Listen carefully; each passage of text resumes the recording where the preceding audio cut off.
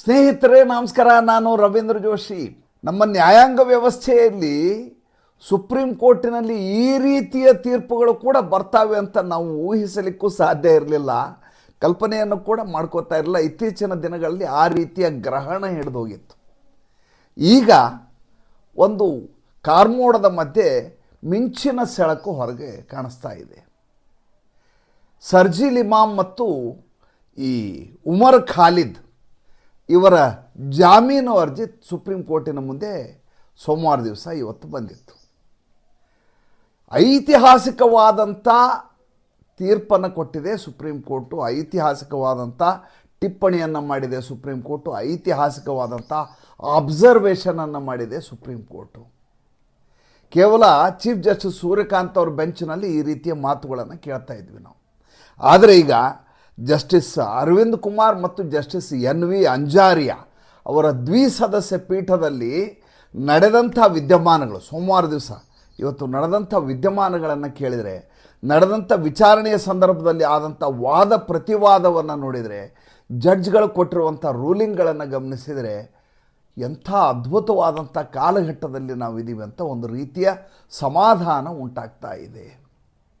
ಈ ಶರ್ಜೀಲ್ ಇಮಾಮ್ ಮತ್ತು ಉಮರ್ ಖಾಲಿದ್ ಅವರು ಇನ್ನು 1 ವರ್ಷ ಯಾವುದೇ ಕಾರಣಕ್ಕೂ ಜಾಮೀನು ಅರ್ಜಿಯನ್ನು ಹಾಕಬಾರದು ಅಂತ ಅವರ ವಕೀಲರಿಗೆ ಸುಪ್ರೀಂ ಕೋರ್ಟಿನ ದ್ವಿಸದಸ್ಯ ಪೀಠ ತಾಕೀತು ಮಾಡಿದೆ.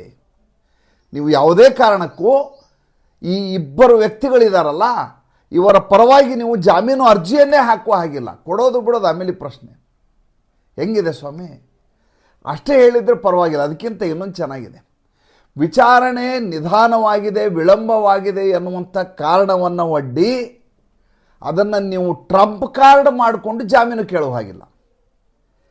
ಇವರೆಲ್ಲ ಹೇಳೋದೇನು, 5 ವರ್ಷ 3 ತಿಂಗಳಿಂದ ಅವರು ಜೈಲಲ್ಲಿದ್ದಾರೆ. 2020 ಫೆಬ್ರವರಿಯಲ್ಲಿ ದಿಲ್ಲಿ ದಂಗೆ ನಡೆಯಿತು, ಸೆಪ್ಟೆಂಬರ್ನಲ್ಲಿಯೇ ಬಂಧಿಸಲಾಯಿತು, ಇಷ್ಟಾಗಿ ಇಷ್ಟು ದಿವಸ ಆದರೂ ವಿಚಾರಣೆ ಮುಗಿದಿಲ್ಲ, ಆದ್ದರಿಂದ ಇವರಿಗೆ ಜಾಮೀನು ಕೊಡಿ ಅಂತ ಇವ್ರು ಕೇಳ್ತಾ ಇದ್ರು ಪದೇ ಪದೇ.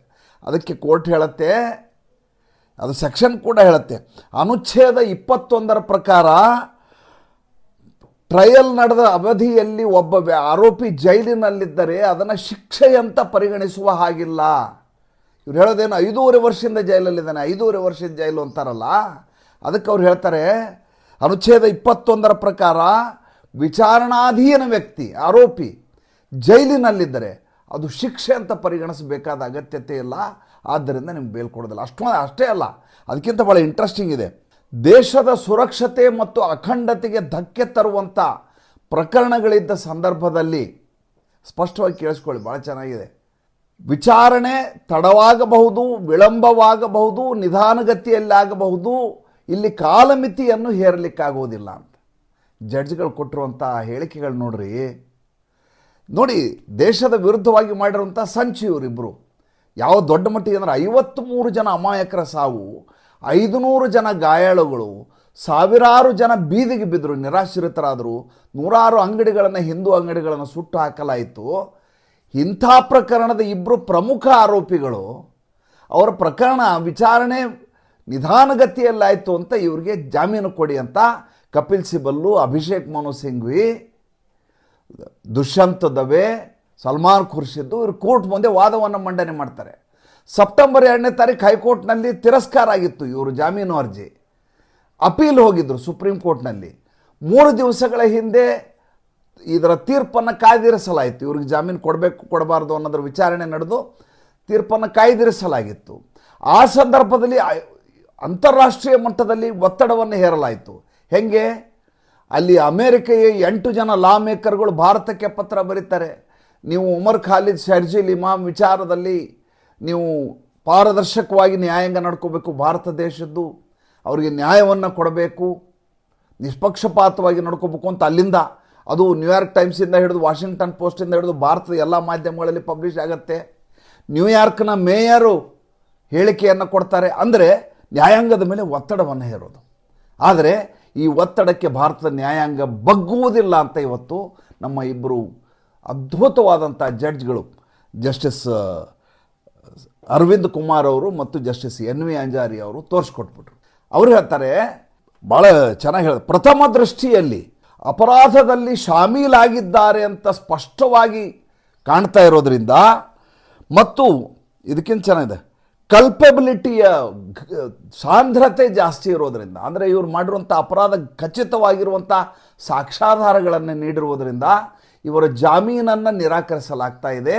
ಅಷ್ಟೇ ಅಲ್ಲ, ಇದರ ಟ್ರಯಲನ್ನು ತ್ವರಿತಗತಿಯಲ್ಲಿ ಮಾಡಬೇಕು, ಸಾಕ್ಷ್ಯಾಧಾರಗಳು ವೀಕ್ ಆಗಲಾರದ ಹಾಗೆ ನೋಡಿಕೊಳ್ಳಬೇಕು, ಇವರನ್ನು ಬಿಡುಗಡೆ ಮಾಡೋದಿಲ್ಲ, 1 ವರ್ಷದ ನಂತರ ಅಗತ್ಯ ಬಿದ್ದಾಗ ನೋಡೋಣ ಅಂತ ಹೇಳ್ತಾರೆ.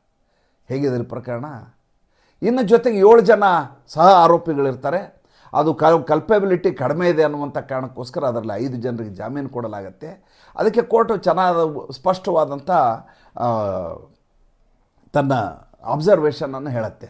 ಒಂದು ಆರೋಪ, ಒಂದು ಸಂಚು ನಡೆದ ಸಂದರ್ಭದಲ್ಲಿ, ಇಂಥದ್ದೊಂದು ಭಾಳ ದೊಡ್ಡದಾದಂಥ ಅಪಸವ್ಯ ನಡೆದಂಥ ಸಂದರ್ಭದಲ್ಲಿ ಒಬ್ಬೊಬ್ಬರ ಪತ್ರ ಒಂದೊಂದು ರೀತಿಯದಾಗಿರುತ್ತೆ. ಎಲ್ಲರನ್ನೂ ಒಂದೇ ತಕ್ಕಡಿಯಲ್ಲಿ ತೂಗಲಿಕ್ಕೆ ಆಗುವುದಿಲ್ಲ ಆರೋಪಿಗಳನ್ನು. ಆದ್ದರಿಂದ 5 ಜನರನ್ನು ಜಾಮೀನಿನ ಮೇಲೆ ಬಿಡುಗಡೆ ಮಾಡ್ತಾ ಇದ್ದೇವೆ. ಆದರೆ ಅವರಿಗೆ 12 ಷರತ್ತುಗಳನ್ನು ವಿಧಿಸಲಾಗಿದೆ. 12 ಕಠಿಣತಮ ಷರತ್ತುಗಳು. 12 ಷರತ್ತುಗಳಲ್ಲಿ ಒಂದು ಷರತ್ತನ್ನು ಕೂಡ ಉಲ್ಲಂಘಿಸಿದರೂ ಕೂಡ ಲೋವರ್ ಕೋರ್ಟು, ಸೆಷನ್ ಕೋರ್ಟ್ ಎಲ್ಲಿ ವಿಚಾರಣೆ ನಡೆಯುತ್ತಲ್ಲ, ಅವರು ಜಾಮೀನನ್ನು ರದ್ದುಗೊಳಿಸಬಹುದು. ನೋಡಿ ಎಷ್ಟು ಖಚಿತತೆ ಇದೆ ಮತ್ತು ಎಷ್ಟು ಕಠಿಣತೆ ಇದೆ ಮತ್ತು ಅಬ್ಸರ್ವೇಷನಲ್ಲಿ ಯಾವ ರೀತಿಯ ಸಾಂದ್ರತೆ ಇದೆ ಅನ್ನೋ ಗಮನಿಸಿ. ಅವ್ರು ಹೇಳ್ತಾರೆ UAPA ಆ್ಯಕ್ಟ್ ಪ್ರಕಾರ 43D(5) ಪ್ರಕಾರ ಯಾವುದೇ ಕಾರಣಕ್ಕೂ ಕೂಡ ಈ ಇಬ್ಬರು ಆರೋಪಿಗಳೇನಿದ್ದಾರೆ, ಸರ್ಜಿಲ್ ಇಮಾಮ್ ಮತ್ತು ಉಮರ್ ಖಾಲಿದ್, ಇವರನ್ನು ನಾವು ಜಾಮೀನು ಕೊಡಲಿಕ್ಕೆ ಸಾಧ್ಯವೇ ಇರಲಾರದಂಥ ಸಾಕ್ಷ್ಯಾಧಾರಗಳನ್ನು ಪ್ರೈಮಾ ಫಸಿನಲ್ಲಿ ಸರ್ಕಾರ ನಮಗೆ ನೀಡಿದೆ. ಆದ್ದರಿಂದ ಇವರ ಜಾಮೀನನ್ನು ವಜಾ ಮಾಡ್ತಾ ಇದ್ದೀವಿ, ಇವರು ಕೊಡೋದಿಲ್ಲ ಅಂತ ಸ್ಪಷ್ಟವಾಗಿ ಹೇಳ್ತಾರೆ. ಈಗ ಪ್ರಶ್ನೆ ಇರೋದು, ಯಾವ ಅಭಿಷೇಕ್ ಮನು ಸಿಂಘ್ವಿ, ಯಾವ ಕಪಿಲ್ ಸಿಬಲ್ಲು, ಇವರೆಲ್ಲ ಓಡಾಡ್ತಾ ಇದ್ರಲ್ಲ, ಈ ದೇಶದಲ್ಲಿ ನ್ಯಾಯಕ್ಕೆ ಭಾಳ ಕಷ್ಟ ಇದೆ, ಇವರು ಅನಗತ್ಯವಾಗಿ ಜೈಲಲ್ಲಿ ಇಟ್ಟಿದ್ದಾರೆ ಅಂತೆಲ್ಲ ಹೇಳ್ತಾ ಇದ್ರಲ್ಲ. ಸ್ವತಃ ಸುಪ್ರೀಂ ಕೋರ್ಟೇ ಈ ರೀತಿಯಾದಂಥ ಆದೇಶ ಮಾಡಿದಾಗ ಇವರು ಬೀದಿ ಇಳಿದು ಈ ದೇಶದ ಸುಪ್ರೀಂ ಕೋರ್ಟೇ ಸರಿ ಇಲ್ಲ, ನರೇಂದ್ರ ಮೋದಿ ಅವರು ಹೇಳ್ದಂಗೆ ಕೇಳ್ತಾರೆ ಅಂತ ಗಲಾಟೆ ಮಾಡಿಸ್ಲಿಕ್ಕೆ ಬೇಕಾದಂಥ ತಯಾರಿಗಳನ್ನು ಮಾಡ್ಕೋತಾರೆ. ಅದ್ರ ಬಗ್ಗೆ ಅನುಮಾನ ಇಲ್ಲ. ಆದರೆ ಸಮಾಧಾನದ ವಿಚಾರ ಏನಪ್ಪ ಅಂತಂದರೆ, ಈ ದೇಶದಲ್ಲಿ ನಾವು ಯಾವುದರ ವಿಷಯವಾಗಿ ಅಸಹಾಯಕರಾಗಿದ್ವಿ, ನ್ಯಾಯಾಂಗದಲ್ಲಿ ಬರುವಂಥ ತೀರ್ಪುಗಳನ್ನು ನೋಡಿದಾಗ, ಕೊಡ್ತಾ ಇರುವ ಜಾಮೀನುಗಳನ್ನು ನೋಡಿದಾಗ, ಜೈಲಿನಲ್ಲಿದ್ದವ್ರು ಹೊರಗಡೆ ಓಡಾಡಿಕೊಂಡು ಗಹಗಹಿಸಿ ನಗುವುದನ್ನು ನೋಡಿದಾಗ ಹತಾಶಗೊಳ್ತಾ ಇದ್ವಲ್ಲ, ಆ ಕಾಲಘಟ್ಟದಿಂದ ಒಂದು ಹೆಜ್ಜೆ ಹೊರಗೆ ಬಂದಂಥ ಸಮಾಧಾನ ಉಂಟಾಗಿದೆಯಾ? ಅದ್ರ ಬಗ್ಗೆ ನನ್ನ ಪ್ರಶ್ನೆ. ಹೌದಾ ಅಲ್ವಾ? ದಯವಿಟ್ಟು ತಿಳಿಸಿ. ನಮಸ್ಕಾರ.